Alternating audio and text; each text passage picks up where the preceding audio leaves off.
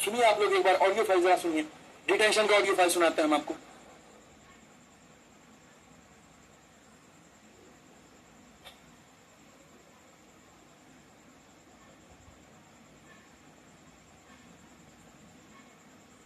Sir, Ramlila ground से निकलने वाले जो लास्ट 2-3 टीचर थे, जो वो 15 लड़कियां लास्ट जो निकली, उनके साथ साथ निकलने वाले जो 2-3 टीचर थे, वो मैं, अपना भूतेश सर और उनके इवन के ही कमल सर थे।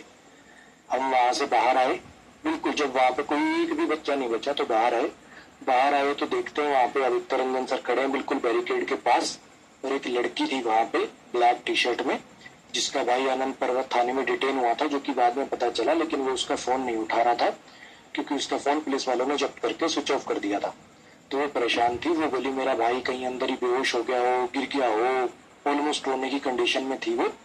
तो आदित्य रंजन सर ने बोला कि हम अंदर जाके देख के आते हैं, भूतेश सर ने बोला, मैंने बोला।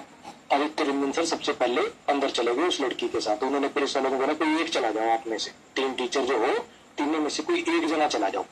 तो लड़की के साथ आदित्य रंजन सर गए, और वहां की जो एसीपी थी उसने ऐसा चाल खेल ली, वो दोनों अंदर गए, लड़की को उन्होंने वापस भेज दिया और आदित्य सर को डिटेन कर लिया। हम वहीं बाहर खड़े थे, 10 मिनट तक खड़े रहे, फिर वो एसीपी वहां से आई और उसने मतलब बोला कि आप लोग भी जाइए। हमने कहा सर हमारे एक टीचर अंदर गए हुए हैं, एक लड़की का भाई गुम हो गया था तो उसको देखने गए।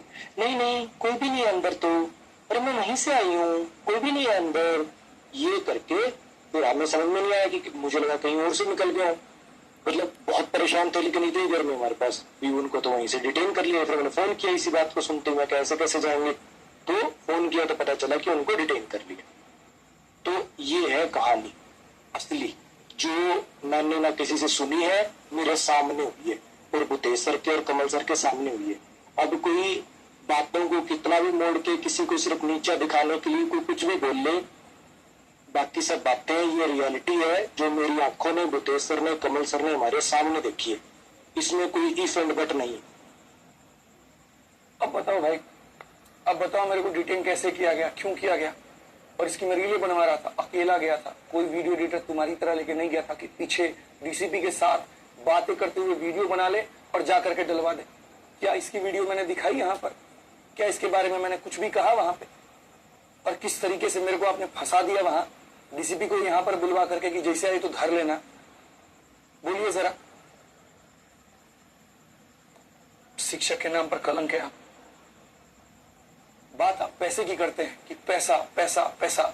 हमने सारे पैसे लगाए, आजकल के जितने हुए हमने सब लगाए, हमने किसी से नहीं मांगा। पूरी व्यवस्था रामलीला की अकेले की है, पूरी व्यवस्था अकेले की है, एक एक रुपया अकेले दिया है।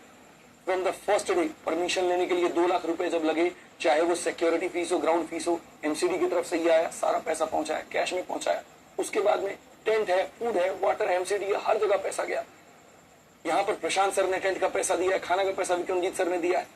और हमने सिर्फ जब लोग पूछते थे कि सर हम सहयोग कर दे क्या, आशुतोष सर थे अड्डा के, सर आज 1 लाख रुपया देके जा रहे हैं, कल हम 1 लाख और दे देंगे जरूरत पड़ा। हम बोले सर देखिए, मेरा शुरू से उद्देश्य सिर्फ इतना सा था कि एक बार ये इंजन स्टार्ट हो जाए, सब इसके अंदर में फ्यूल डालते रहना, सब इसको पैसा डालते रहना और चलाते रहना। और जब वो टीचर्स मीटिंग हुई थी तब भी यहाँ पर बच्चों ने पूछा था कि आगे के फंड को लेकर के क्या है, तो राकेश सर कहते हैं ये बातें पब्लिकली मत बोलिए आप यहाँ पर, नहीं तो लोगों को ये लगेगा कि हम वो लोग हैं जो प्रोटेस्ट को फंड कर रहे हैं। आप ग्रुप में भेज दीजिएगा, पर्सनली भेज दीजिएगा, हमारा काम हो जाएगा। पूरा प्रोटेस्ट जब खड़ा हुआ ना, 10 लाख से ऊपर पैसे लग चुके थे और 1 रुपया मैंने किसी से नहीं मांगा। सारी मेहनत की, सारा पैसा लगाया, सब कुछ किया कि शुरू हो जाए, उसके बाद में सब लोग पैसा देंगे। सबसे पहला कुमार गौरव सर 1 लाख रुपया देते हैं, उसके बाद में बाकी सारे टीचर्स धीरे धीरे पैसा देना शुरू करते हैं।